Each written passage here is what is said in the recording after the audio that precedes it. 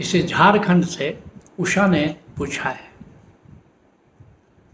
पूछती हैं, हम कहाँ से आए हैं और जाना कहाँ है? हमारे जन्म का उद्देश्य क्या है और हम क्या करने को यहाँ पर आए हैं? सुनो, तुम्हारी बात का उत्तर जगजीवन साहब दे रहे हैं। क्या कह रहे हैं? बौरे जामा पहरी न जाना। ये जिंदगी क्या है? एक पोशाक है। कहते हैं ना, कृष्ण कहते हैं, वासांश जीर्णानि यथा विहाय दमानि घोयाति नरोपराणि। जैसे पुराने वस्त्र को छोड़कर आदमी नया वस्त्र धारण करता है, ऐसे ही मनुष्य पुराने शरीर को छोड़ करके नया शरीर धारण करता है। ये हयातो मयात कुछ भी नहीं। सुनो, उर्दू शायर इसी बात को कह रहा है अपने अंदाज में, ये हयातो मयात कुछ भी नहीं। बात ये है कि बात कुछ भी नहीं, आदमी पैरहन बदलता है, ये इंसान की जात कुछ भी नहीं। ये इसका कोई मूल्य नहीं है। आदमी की मृत्यु हो जाती है, सोचता पता नहीं क्या हो गया, अरे क्या हुआ, एक कपड़ा नीचे पुराना गया, अब नया कपड़ा आएगा। आज कल कोरोना का चला हुआ है, लोग बेकार के डर रहे हैं। डरने का अंतिम क्या होगा? लोग कोरोना से डर रहे हैं, भाई अंतिम परिणाम ज़्यादा से ज़्यादा क्या होगा? होप फॉर द बेस्ट कि कोरोना पकड़े ही नहीं, एंड वर्स्ट क्या होगा? मृत्यु हो जाएगी। तो मृत्यु हो गई तो हुआ क्या? ये हयातो मयात कुछ भी नहीं। बात ये है कि बात कुछ भी नहीं, आदमी पैरहन बदलता है, ये इंसान की जात कुछ भी नहीं। तो असली बात क्या है कि ये इतना महत्वपूर्ण नहीं है कि जिससे डरा जाए, इस पर मनन किया जाए, ये बात ज़्यादा महत्वपूर्ण है। तो जगजीवन साहब ने बौरे जामा पहरी न जाना, ये ड्रेस तो मिल गया, ये शरीर का पोशाक तो मिल गया, लेकिन पहनने नहीं आया। कुछ लोग उल्टा पहन लेते, उल्टी शर्ट पहन लेते, उल्टा पजामा पहन लेते, उनको पता ही नहीं चलता, दूसरे लोगों को पता चलता है कि उल्टा पहने हुए। जो आदमी पहनता है उसको तो पता ही नहीं चलता कि हमने तो उल्टा पहन लिया, टी शर्ट उल्टा डाल लिया, स्वेटर उल्टा डाल लिया। तो अधिकतर लोग दुर्भाग्य से उल्टा ही पहन लेते हैं। बौरे जामा पहरी न जाना, कोते असी कहाँते आई। जरा सोचो, पूछो मैं कौन हूँ, कहाँ से आया हूँ, और समुझी न देख हसी ज्ञाना। इस बात को मनन नहीं करते हो, इस बात को सोचते नहीं हो, समझते नहीं हो, फिर ज्ञान कैसे होगा? कहते हैं घर वह कौन जहाँ रह बासा, वह कौन अपना घर है जहाँ तुम वास्तव में रहते हो। कहाँ वो घर, कहाँ कौन है जहाँ रहते हो? अब तहाँ ते किए पायाना, और अपने घर से विजिटर की तरह इस पृथ्वी पर चले आए हो। ओशो कहते हैं कि मैं यहाँ पृथ्वी पर एक घुमक्कड़ की तरह आया हूँ, एक पर्यटक की तरह आया हूँ। नहीं, ओशो ही थोड़े पर्यटक की तरह आए, हम सब पर्यटक की तरह ही यहाँ पर आते हैं, ये इसी को अपना घर समझ लेते हैं। कहते हैं नहीं, घर ये नहीं है, ये तो पर्यटन स्थल है। इसलिए कहते हैं जगजीवन साहब कि घर वह कौन जहाँ रह बासा, और तहाँ तिकियो पयाना। और यहाँ तो रहियो 2-4 दिन, 4 दिन की ज़िंदगी है। लोग कहते हैं 4 दिन की ज़िंदगी है, तो कहते हैं यहाँ तो रहियो 2-4 दिन, 2-4 दिन रहना है, और अंत कहाँ कह जाना। इसको सोचो, इसको समझो कि कहाँ फिर प्रस्थान करना है। तो इस बात को आओ समझते हैं कि ये सारा खेल क्या है। ये जो देखते हो कि ये जन्म और मृत्यु और ये जीवन और ये सृष्टि, ये कहते हैं, ऋषि कहता है कि सृष्टि एक लीला है, वो एक खेल है। उस खेल में हम शामिल होने आए हैं। जैसे खेल खेलते हैं ना, बच्चे भी खेलते हैं, बड़े भी खेलते हैं, तो उस तरह का ही ये खेल समझ लो। और बड़ा सुंदर खेल है, बड़ा मनोरंजक खेल है, और गजब प्रभु ने गजब की रचना रची है।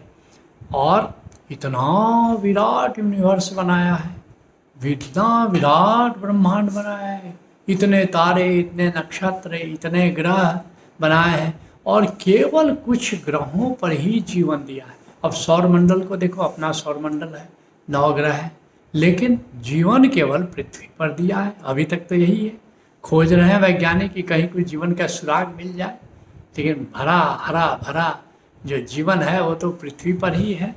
तो और इस जीवन के संचालन के लिए पूरा विज्ञान, पूरी रचना, बड़ी बहुत ही सुंदर है, बड़ी व्यवस्था, ये प्रबंधन बड़ा अनूठा है। इसके लिए उन्होंने 3 त्रिदेवों की रचना कर दी परमात्मा ने, ब्रह्मा विष्णु महेश की रचना कर दी।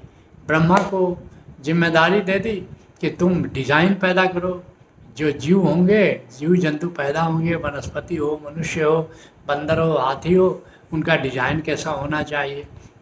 वहाँ हमारा बीजात्मा तैयार होता है, अर्थात कि जैसे कुम्हार है, मिट्टी और पानी से गिलावा तैयार करता है, उससे नाना प्रकार की मूर्तियाँ बनाता है।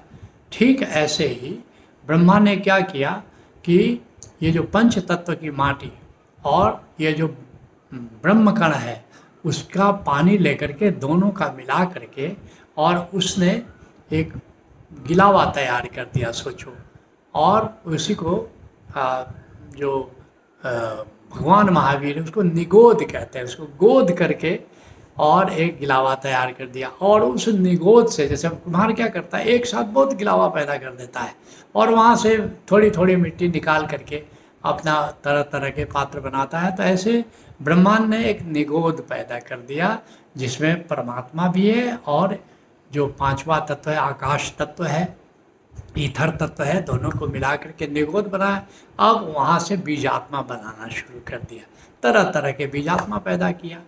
और शुरू में पैदा किए, जैसे मान लो हमारा सूरज है, ये 10,000 मिलियन साल पहले पैदा किया, अर्थात 10 अरब साल पहले सूरज का जन्म हुआ। फिर आज से 4 अरब साल पहले पृथ्वी को पैदा कर दिया, 4000 मिलियन ईयर्स अगो ये पृथ्वी पैदा हुई। और जीवन कब पैदा हुआ? 2 अरब साल पहले पहला जीवन, ये बैक्टीरिया वगैरह पैदा होने शुरू किए। और इस क्रम में फिर अपना समंदर पैदा किया, धीरे धीरे रेप्टाइल्स पैदा किया, वनस्पतियाँ पैदा की, पेड़ पौधे पैदा किया।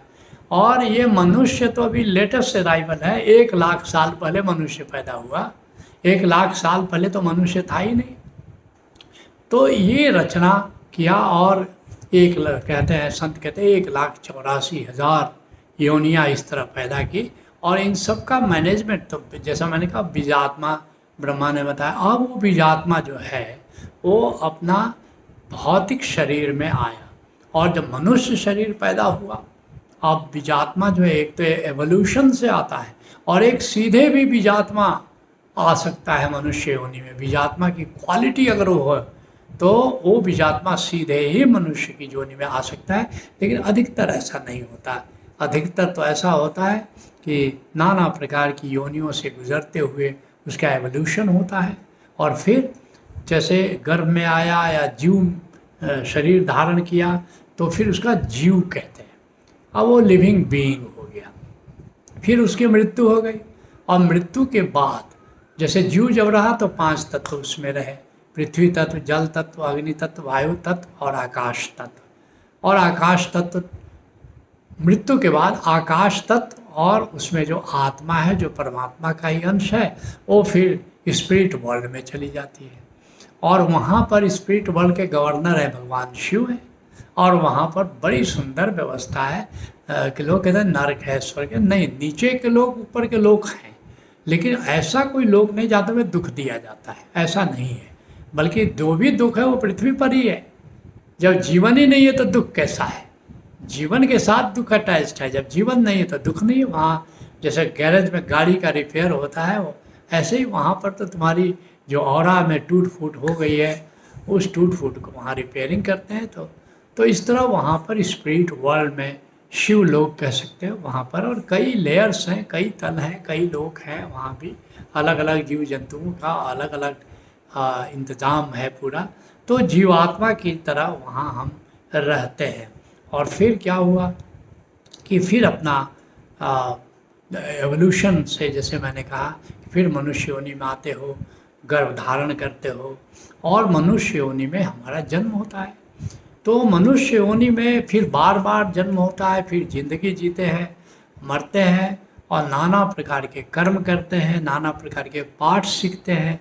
और हर जीवन एक अवसर है कई पाठ सीखने का, और पाठ सीखते हुए हमें इवॉल्व होते हैं, आगे बढ़ते हैं। लेकिन सभी संत कहते हैं कि ये मनुष्य की योनि जब हमें प्राप्त होती है, ये सबसे बड़ा अवसर है। गुरु अर्जुन देव जी भी कहते हैं भई परापत मानुख देहरिया, गोविंद मिलन की यह तेरी बढ़िया। और ऐसे ही एक दिन हम सीख जाते हैं कि कैसे बिना किसी सुख की तलाश बाहर की हम आत्मा में ही तृप्त कैसे हो जाए। तृप्त स्वस्थ इंद्रियो नित्यम, न शोचति न कांक्षति। अब कोई शोक नहीं, अब कोई कामना नहीं, अपने आप में हम तृप्त है। उसी स्थिति का नाम मोक्ष है। उसके बाद हम विष्णु लोक चले जाते हैं, और जहाँ अपनी स्वेच्छा से फिर आ सकते हैं, नहीं भी आ सकते। तो ये सारा खेल ऐसा है। तो इसलिए मैंने तुमने पूछा कि ये सब खेल क्या है, ये तमाशा क्या है, उद्देश्य क्या है, तो संक्षिप्त में मैंने चर्चा की।